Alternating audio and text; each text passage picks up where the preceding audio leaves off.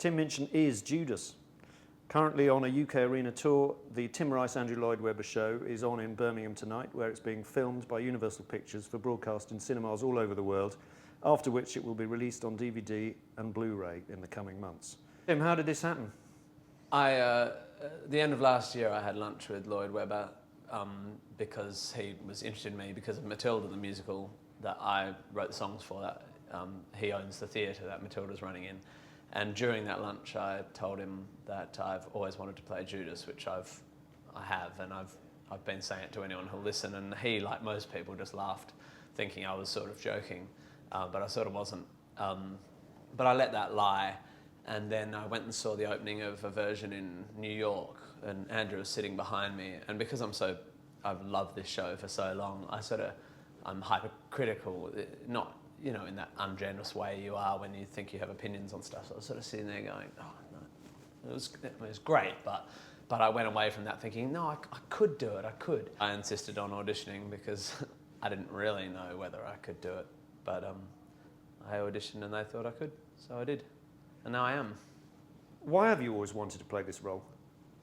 I don't know, I suppose I had the 1970 album on vinyl, and my parents had it, and we used to listen to it all the time, and my brother and I used to play through it. And I guess those things that affect you at certain points in your life that you can never really ever be objective about again. So I don't know, I just always loved it. But also I'm not really a sort of an expert on the canon of musical theatre. I don't really know about musical theatre in a broad sense, but I have very strong feelings about it as a form. And I've always thought this musical is such a sort of eccentric, you know, only Lloyd Webber and Tim Rice at that period in history could have done it. It's sort of subversive and naughty and funny and dramatic and stuff. But I also like it because in this version, Judas is the protagonist and Jesus is slightly annoying.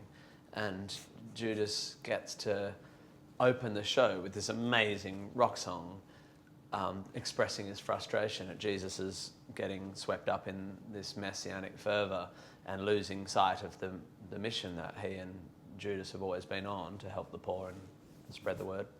And from there he just goes downhill and eventually betrays him, thinking that's the only way to stop this descent into religious madness, and then feels so guilty when they beat up his mate that he kills himself. In the most harrowing, dramatic piece of musical theatre I think that exists in the rock idiom anyway, this massive screaming, crying, dying, and then he gets to come back and rock out with some sort of satire with a whole lot of girls in wings and small pants. So it's just, dramatically, it's as fun as anything, as Hamlet, you know, it's so much fun, and you get to sing right at the top of your range and have dreadlocks. Aren't there large swathes of this show, though, where you have to do without irony? Yeah, but that's interesting about it as well, because all art forms, but especially theatre, I think, because people are there and present and it's unfolding in front of them, you can do that. People are that manipulable to turn corners like that, to have a fool in one scene and a multiple murder of children in the next, you know. And I think I just mixed up a couple of Shakespeare's, but that turning is something you can do, and I think JC works at its best when you let the ironic bits be really ironic, let the campness be camp, let the rock out be rock, and let the human drama be taken utterly seriously. And if you can't handle that as an audience member, you won't like this show. You know, you just won't, and that's fine. People will. It doesn't matter how good the production is. A great swathe of people will never like this show because of that. I, as a fan of the show, don't like most productions because that balance is so delicate. I reckon this one gets it right because Ben and I just take our jobs entirely seriously and let the nonsense rotate around us, you know. Your own show that you do in arenas like this one you're going to be performing in shortly is you know, one of the things you do in your act is you take a militant comics atheistic stance. So how does it feel to be in a show which perhaps doesn't chime in with your own worldview? Well, I think there's two answers to. I disagree. I think it works perfectly with my worldview. One, because this is a secular telling of the Passion of the Christ. It puts two very ironically incredibly human people. Jesus is very human. He's weak and he's bitchy and he has tantrums and then he doubts himself and then he sacrifices himself. I mean, he's complex, as he is in the Bible. He sometimes has a bit of a tanty and wants a foot massage instead of, you know. And Judas is very human as well. It shines a spotlight on the fact that Judas, you know, and the whole musical asks the question and does not answer the question of whether there's a God, and whether Jesus was the son of this God. And either way, Judas was ripped off, because if he's just a pawn in the plan of a master deity, then he was used. And if the deity doesn't exist, then he was right, and Jesus was going nuts. And so either way, he was right. The other thing is that the whole point about being an atheist or whatever, I am a materialist, that I believe in observation as the best way to move forward in the world, is that I have I have no problem distinguishing between life and stories.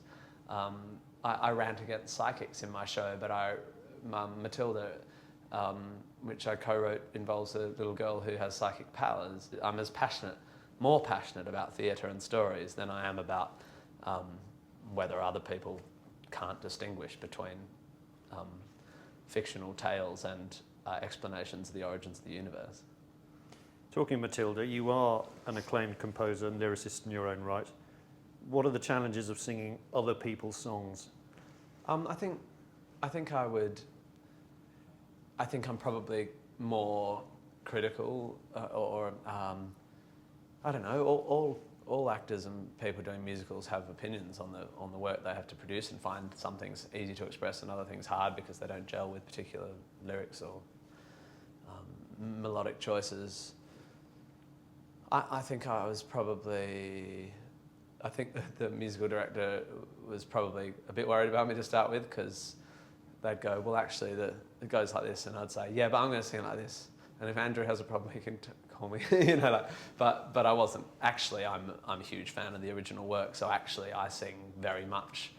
I'm not interested in the 40 years that have gone in this piece where people have got more and more. I'm not interested in musical theatre as a show-off of vocal ability.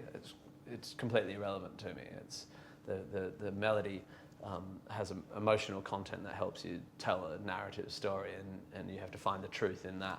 I don't care about that stuff. I love the music and lyrics in this. I can't believe they were 20 and 25 when they wrote it. I find it almost flawless within the context of what it is, you know. So I adore it. Do you ever get the urge to ad-lib or add your own comedic touch to the show? To this? To the part? To Judas? No, not at all. Because part of the challenge for me of doing this is showing people, because I was an actor and a singer, I guess, and a muso and stuff long before I was a comedian. And just like with Matilda, sorry to keep referring to my own work, but you know, I think people assume that if you get up on stage and swear and criticise religious bigotry or whatever, that this is a Tourette's-like compulsion that you can't control, when it's not. It's just a choice of stuff to talk about. In Matilda, people are like, oh, how are you going to write it without swearing? And I'm like, do you think I can't help it? I mean, it's not appropriate to swear in a family musical. And it's the same in this. I want to serve this story as it's written. I want to serve my fellow actors. I want to serve the audience. I want to serve my character. And that's my job as an actor. And I'm pretty dedicated to showing people, especially all the people who went, oh, celebrity casting, he's a comedian, why are they casting him?